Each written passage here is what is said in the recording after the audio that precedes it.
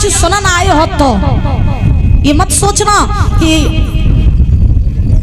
हम आप लोगों के भले के लिए ही कह रहे हैं। जब तक एकता है, जब तक हम इकट्ठे हैं, तब तक महाराज सब कुछ संभव है। और अगर हम एक नहीं हैं तो महाराज कुछ भी संभव नहीं है। फिर चाहे वो परिवार हो, चाहे वो गांव हो, और एकता रखोगे तो महाराज हर जगह आपकी जीत निश्चित होगी। और आजकल देखो यादव यादव पे ही मरो जाए रहो महाराज, सत्य बता रहे हैं आप, यादव यादव पे ही मरो जाए रहो भाई। जब तक यादव ही इकट्ठे नहीं हुए तब तक दूसरों को महाराज हम कैसे संभालेंगे। अभी देखो यादवों के ऊपर कितने अत्याचार हो रहे हैं और कितना भेदभाव चल रहा है हमारे समाज में। लेकिन हमारे यादव भाई जितने भी हैं और महाराज हमारे हिंदू धर्म के जितने भी लोग हैं वो ऐसे सो रहे हैं जैसे पता नहीं क्या। अभी देखो ये कल परसों की खबर है, अब बात आ गई है तो आप लोगों को बताए दे रहे हैं, वैसे समय तो ज्यादा हो रहा है। अभी ये कल परसों की खबर है कि हमारे यादवों पर इतने अत्याचार हो रहे हैं कि लोगों ने, सबसे पहली बात तो ये है कि हम लोगों में भेदभाव ज्यादा होने लगा है। हम लोगों ने भगवान को भी बांट लिया, हम लोगों ने जातियों को भी बांट लिया कि तुम यादव हो, तुम ब्राह्मण हो, ये वो है, ये वो है, सब बट गए अलग अलग। अभी कल परसों की बात है महाराज, ये सब बकेवर था, बकेवर में एक महाराज शास्त्री जी थे, उनका नाम था ऐसे मुकुटमणि करके कुछ।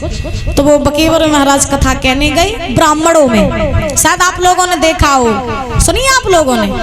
तो यादव थे वो, अपने यादव समाज से, तो ब्राह्मणों में कथा कहने गए।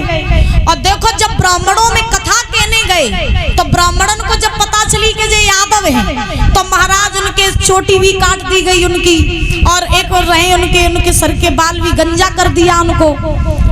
और महाराज ऐसे नाना प्रकार का उन्हें टॉर्चर किया, परेशान किया।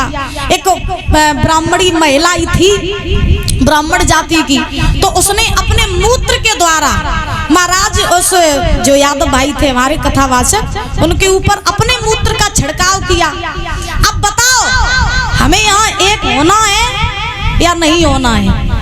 ब्राह्मणों ने अगर हमारे साथ ये किया है, हम जात बरादरी नहीं कर रहे, भेदभाव नहीं कर रहे, लेकिन ये हर यादव जाति के महाराज हमारी जाति पर ये धब्बा है कि उन लोगों ने हमारी जाति पर उंगली उठाई, हमारी जाति पर उंगली उठाई। बताओ ऐसी कौन सी नारी होगी जो महाराज अपने मूत्र का छिड़काव किसी आदमी के ऊपर करेगी?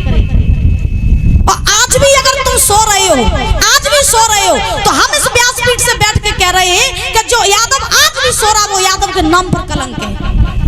जो आज सो रहा है, ऐसे मर जाओगे, भेदभाव करते रहोगे, ये पार्टी बंदियां ये सब कुछ बनाते रहोगे, याद रखो जीवन में सिर्फ गिरने के अलावा, गिराने के अलावा कुछ मिलेगा नहीं, न कुछ हासिल कर पाओगे।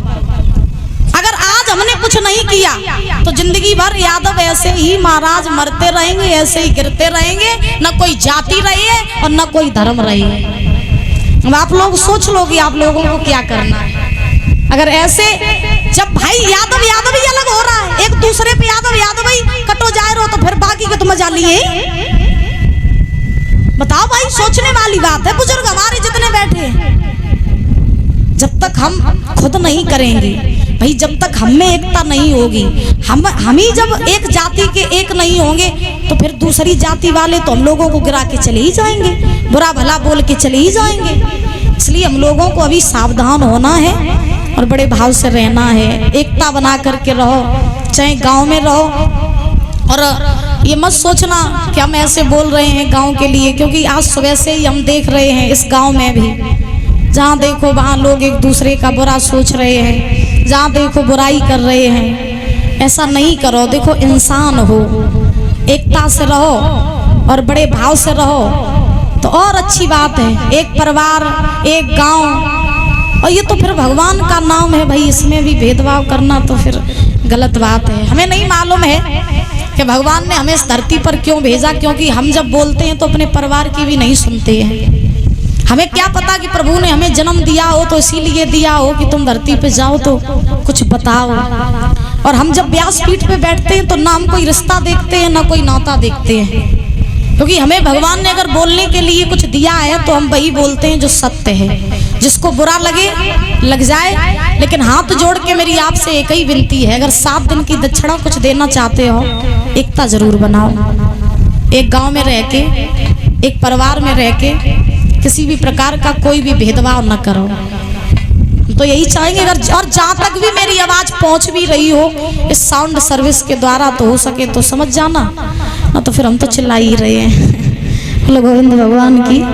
आइए ताली बजा के भजन बोलेंगे, समय पर्याप्त हो चुका है। इससे आगे कथा आप कल श्रवण करेंगे। कल की पावन पावन कथाएं जो है वो